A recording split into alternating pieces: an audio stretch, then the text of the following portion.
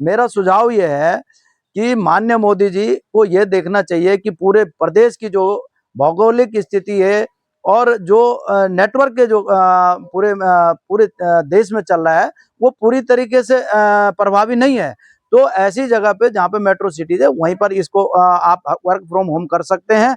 लेकिन जो हमारे प्रदेश के जो दूरस्थ एरिया हैं जहाँ पर मैनुअली जो है गरीब व्यक्ति को जो है अपना रोजगार के लिए जाना पड़ता है, उनको जो है वहां पर जाना ही होगा। अदरवाइज उनको जो है नौकरी से निकाल दिया जाएगा और उनकी रोजी रोटी बंद हो जाएगी। तो मेरा यही सुझाव है कि अन्य जगह जो है सरकारी सेवा या पब्लिक कैरियर की व्यवस्था करानी चाहिए। जो बयान हमारे प्रधानमंत्री जी ने दिया कि वर्क फ्रॉम होम, ये मेट्रो सिटीज़ के लिए तो सूटेबल है कि मेट्रो सिटीज़ में वर्क फ्रॉम होम हो सकता है। लेकिन जहाँ तक उत्तराखंड की बात है, उत्तराखंड के अंदर तो कई कई किलोमीटर तक जो है नेटवर्क नहीं मिलते हैं। वहाँ पर तो नेटवर्क की असुविधा है, वहाँ वर्क फ्रॉम होम हो ही नहीं सकता। इसलिए हम उत्तराखंड वासी ये कह रहे हैं कि भाई उत्तराखंड का विकास तो कहीं राष्ट्रीय पार्टी ने किया नहीं, तो वर्क फ्रॉम होम होना बहुत असंभव बात है। और अगर यहाँ पर वर्क फ्रॉम होम होते हैं तो लोग बेरोजगार हो जाएंगे पूरी तरीके से। यहाँ पर बिना मैनुअली चाहे कंपनी में काम कर रहे हों या सरकारी ड्यूटी कर रहे हों या किसी भी तरीके से जो भी जिस काम में इन्वॉल्व हैं उन्हें मैनुअली करना होगा।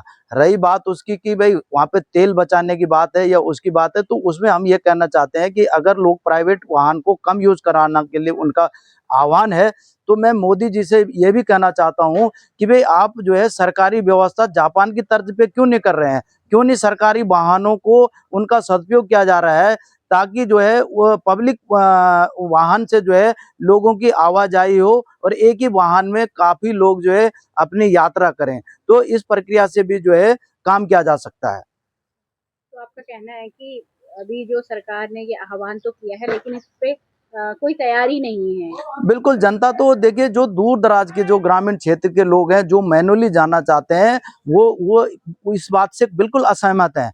तो मैं मोदी जी से यही निवेदन करूंगा कि भाई इस बात को सिर्फ मेट्रो सिटीज तक, जैसे कलकत्ता है आपका, चेन्नई है, मुंबई है, दिल्ली है, चंडीगढ़ है, बड़े अहमदाबाद है आपके, उनमें तो ये प्रभावी आप लागू कर सकते हैं। लेकिन जो दूर दराज जो पहाड़ के क्षेत्र हैं, दूर दराज जो पठारी भूभाग है जहाँ पर नेटवर्क की असुविधा है, वहाँ पर ये काम संभव नहीं है। आपको तेल का विकल्प ढूंढना चाहिए, आपको उस पर काम करना चाहिए, जो लोगों की समस्या है उस पर काम करना चाहिए, ना कि लोगों की समस्याओं को बढ़ा करके उस पर दबाव का काम करना चाहिए। ये दबाव की राजनीति है और ये गलत गलत चीज है कि इस प्रकार से मोदी जी कह रहे हैं और कार तो है ही, तो इस पे क्या कहना है आप? देखिए, इलेक्ट्रिक वाहन की जहाँ तक बात है, पर्वतीय क्षेत्र है उत्तराखंड, इसमें मैं ये कहना चाहता हूँ कि इलेक्ट्रिक वाहन हर व्यक्ति को पास नहीं है। वो उसके ऑलरेडी इतने कीमत है कि हर व्यक्ति उसको नहीं खरीद पा रहा है। हम कह रहे हैं कि पब्लिक कैरियर के माध्यम से लोग यातायात करें। रही इलेक्ट्रिक वाहन की बात, तो इलेक्ट्रिक वाहन हमने उत्तराखंड के अंदर ये कहा कि हमारा ऊर्जा प्रदेश है। हमने कहा भाई कि हमारी बिजली कम से कम इसको जो है माफ होना चाहिए हाफ, और जो पानी के जो बिल है वो होने चाहिए पूरे माफ।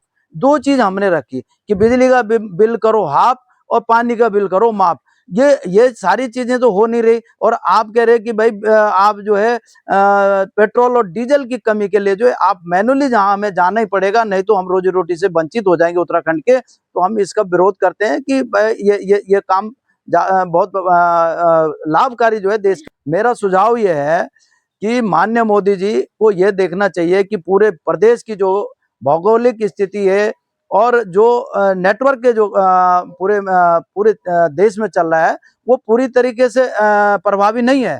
तो ऐसी जगह पे जहाँ पे मेट्रो सिटीज है वहीं पर इसको आप वर्क फ्रॉम होम कर सकते हैं। लेकिन जो हमारे प्रदेश के जो दूरस्थ एरिया हैं जहाँ पर मैनुअली जो है गरीब व्यक्ति को जो है अपना रोजगार के लिए जाना पड़ता है, उनको जो है वहां पर जाना ही होगा। अदरवाइज उनको जो है नौकरी से निकाल दिया जाएगा और उनकी रोजी रोटी बंद हो जाएगी। तो मेरा यही सुझाव है कि अन्य जगह जो है सरकारी सेवा या पब्लिक कैरियर की व्यवस्था करानी चाहिए।